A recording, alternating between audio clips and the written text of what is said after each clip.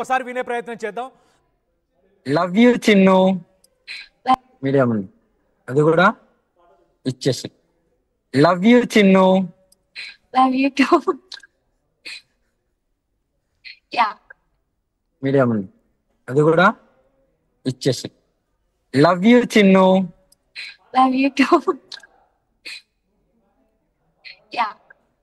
Medium అది కూడా ఇచ్చేసి ప్రేమ ఎంత మధురం ప్రియురాలు అంత తీపి అంతవరకే వచ్చి ఇంకేం రాదు. ఇంకా ప్రేమ ఎంత మధురం ప్రియురాలు అంత తీపి అంతవరకే వచ్చి ఇంకేం రాదు. ఇంకా ప్రేమ ఎంత మధురం ప్రియురాలు అంత తీపి అంతవరకే వచ్చి ఇంకేం రాదు. ఇంకా ప్రేమ ఎంత మధురం ప్రియురాలు అంత తీపి అంతవరకే వచ్చి love you Chinnu, love you too, ప్రేమ ఎంత మధురం, ఇంతే వచ్చు నాకు పాట. ప్రియురాలు ఎంత తీపి అని చెప్పేసి పాటలు పాడుకున్నారు. హ్యాపీగా love you Chinnu, love you two, బావా అని చెప్పేసి పిలుచుకున్నారు. ఒక పక్కన చిన్ను అలాగే బావా అని ఒకరినొకరు సంభాషించుకున్నారు.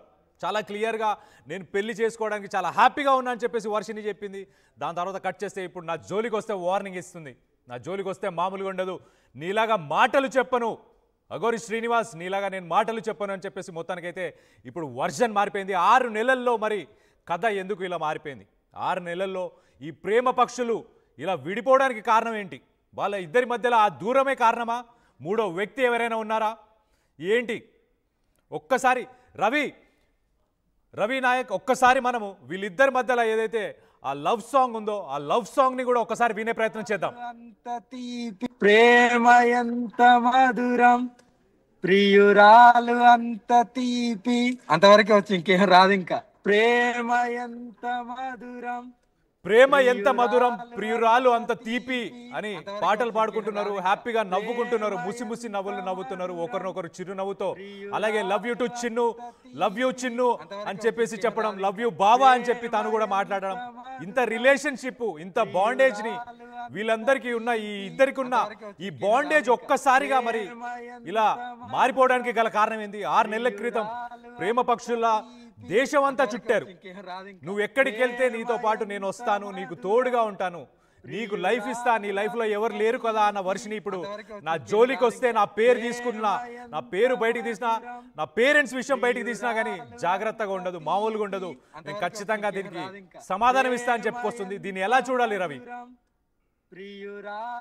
మనం ఒకసారి చూసినట్టు కనుకైతే ప్రేమ ఎంత మధురం ప్రియురాలు ఎంత తీపి, ఈ తీపి కాస్త ఇప్పుడు చేదైపోయింది. ఇద్దరి మధ్య మాటల యుద్ధం కొనసాగుతున్న పరిస్థితి కనబడుతుంది. అయితే అఘోరి అలియా శ్రీనివాస్ ప్రస్తుతానికి వేరియంట్ మార్చాడు. తన ఎట్టి పరిస్థితిలో శ్రీవర్షిని ఎవరో నాకు తెలియదని చెబుతున్న పరిస్థితి. మరోపక్క శ్రీవర్షిని నిన్న ఆర్టీవీతో కూడా ఎక్స్క్లూజివ్గా మాట్లాడుతూ నా జోలికి వస్తే నా వర్షన్ వేరే విధంగా ఉంటుంది, నేను మాటలతో చెప్పను అని చెబుతున్న పరిస్థితి. నిన్నటి 6 నెలల క్రితం వరకు చట్టా పట్టాలు వేసుకొని దేశమంతా తిరుగుతూ ఆ డూయిట్లు పాడి ఆ పాటలు పాడుకొని ఎంజాయ్ చేసుకున్న ఇద్దరు ప్రేమికులు ఇప్పుడు ఆ పచ్చిగడ్డేస్తే బగ్గుమని చెబుతున్న పరిస్థితి కనబడుతుంది. ఇటు ఇద్దరి మధ్య గ్యాప్ వచ్చిన పరిస్థితి కనబడుతుంది. అయితే తను అఘోరి శ్రీనివాస్ ఒకే ఒక మాట చెబుతున్నాడు, శ్రీవర్షిని వల్ల నా జీవితం, నా కెరియర్ అంతా కూడా, అంటే నేను భక్తిలో ఉన్న నా కెరియర్ అంతా కూడా సర్వనాశనం అయిపోయింది. ఇదంతా కూడా ప్రీ ప్లాన్ గా పకడ్బందీగా ఒకరిద్దరు కలిసి నన్ను ట్రాప్ చేసే కుట్ర చేశారని ఆర్టీవీతో గతంలో మాట్లాడిన పరిస్థితి కనబడింది. గతంలో మాట్లాడుతూ చాలా క్లియర్ గా చెప్పే ప్రయత్నం కూడా మరికొన్ని విషయాలు చెప్పాడు. తనకు సంబంధించిన అంశంలో చాలా రకాలుగా ఆర్థికంగా నేను నా పేరు పరంగా అన్ని రకాలుగా డ్యామేజ్ జరిగిందని ఇటు అఘోరి శ్రీనివాస్ చెప్పిన పరిస్థితి. ఇప్పుడు ఒకవేళ కనుక శ్రీవర్షినికి సంబంధించిన పేరు నాకు చెప్పొద్దు దయచేసి, శ్రీవర్షిని ఎవరో కూడా నాకు తెలియదు, నేను నా జీవితంలో ఏదైనా తప్పు చేసి కనుక ఉంటే ఇదే పెద్ద తప్పు, నన్ను అందరూ క్షమించాలి అని చెబుతున్న పరిస్థితి. ఇప్పుడంతా కూడా శివారాధనతో పాటు ఇటు అమ్మవారి సేవలో నేను నిమగ్నం అవుతాను, అదే నా అంతిమ మార్గం అని చెబుతున్న పరిస్థితి కనబడింది. మరోపక్క శ్రీవర్షిని కూడా అసలు నన్ను మాయమాటలు చెప్పాడు, మాటలు చెప్పి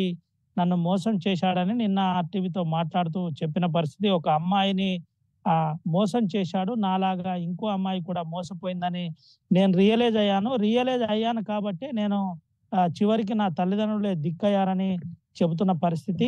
నా జోలికి వస్తే నేను వదిలిపెట్టను, నేను నీలాగా మాటలు చెప్పను అని చెబుతున్న పరిస్థితి. నేను భక్తి పరంగా కొంత నాకు ఆ వీక్ ఉంది, ఆ వీక్ వల్లనే నేను పోవలసి వచ్చింది. ప్రేమించిన విషయం నిజమే, కానీ దాంట్లో కొంత ప్రేమ, కొంత బలవంతం కూడా ఉందని చెప్పిన పరిస్థితి. ఏది ఏమైనప్పటికీ ఇప్పుడు ఇద్దరి మధ్య ఆ పచ్చిగడ్డి వేస్తే బగ్గుమన్నట్టుగా కనబడుతుంది. ఇద్దరి మధ్య మాటల యుద్ధం కొనసాగుతున్న పరిస్థితి కనబడుతుంది. అయితే కొంతమంది ఒక్క నిమిషం రవి రవి ఒక్కసారి మన గతంలో వాళ్ళిద్దరికి ఉన్న రిలేషన్షిప్, వాళ్ళిద్దరికి ఉన్న ఆ ప్రేమకు ప్రతిరూపంగా ఒక వీడియోస్ కొన్ని కూడా అంతకుముందు వాళ్ళు బయట పెట్టిన వీడియోస్లో ఒక వీడియోని ప్లే చేసే ప్రయత్నం చేస్తాం.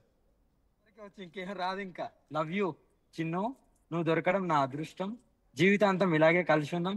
ఎవరు ఏమనుకున్నా, ఎవరు ఎంతమంది బురద జల్లినా జలే, నీకు నేను నాకు నువ్వు జీవితాంతం ఇలాగే ఉందాం. హరహర మహాదేవ్, హరహర మహాదేవ్. లవ్ యూ చిన్ను, నువ్వు దొరకడం నా అదృష్టం, జీవితాంతం ఇలాగే కలిసి ఉందాం. ఎవరు ఏమనుకున్నా, ఎవరు ఎంతమంది బురద జల్లినా జలే, నీకు నేను నాకు నువ్వు జీవితాంతం ఇలాగే ఉందాం. హరహర మహాదేవ్, హరహర మహాదేవ్. లవ్ యూ చిన్ను, నువ్వు దొరకడం నా అదృష్టం, జీవితాంతం ఇలాగే కలిసి ఉందాం. ఎవరు ఏమనుకున్నా, ఎవరు ఎంతమంది బురద జల్లినా జలే, ఎవరు ఏమనుకున్నా జీవితాంతం మరిద్దరం కలిసి ఉందాం, ఖచ్చితంగా మరిద్దరం ఇలానే ఉందాం అని చెప్పేసి ఆ వర్షినికి ముద్దు కూడా పెట్టాడు అఘోరి.